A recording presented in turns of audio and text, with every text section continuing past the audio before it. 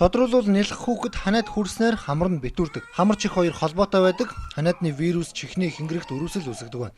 За хүүхэд хөхөө хөхөж байхдаа хамраараа амьсгаа авах хэрэгтэй байдаг ч хамар битүү учир хэнгэрэгт нь даралтгч улмаар цоордог гинэ.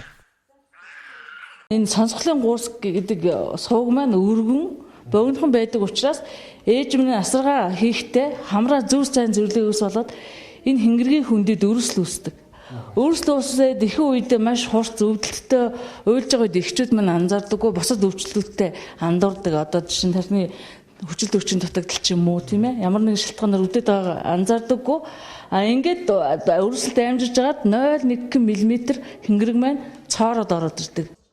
Ингэж хэнгэрэг цоорох нь эцэг эхчүүдийн арчилгаатай шууд холбоотой. Нийт 12633 сонсголгүй иргэн бүртгэлтэй байгаагийн 55% нь буюу 6900 гаруй нь нялх байхтай хэнгэрэг цоорсноос сонсгол нь мууддаг гинэ.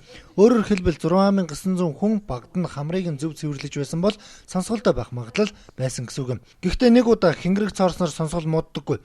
Бага насны хүүхдийн хэнгэрэг буцаж нөхөгдөх өндөр магадлалтай байдаг юм. Харин эдгэрсэн хэнгэргийг дахин гэмтээснээр өвчин улам хүндэрдэг гинэ. Жирийн үед хэнгэргийн хүндэд өрөөсөл үүсгэсгүй энэ сувгаар идэ гойчихсгүй. Энийг бол ерөөсөө нөгөө багада өвчтөг өвчлүүд чиг гоождөг гэж ойлгодог. Ирээ гоождол бол яаралтай эмчд үзүүлэх хэрэгтэй. Энэ бол хий үзэгдэл ш.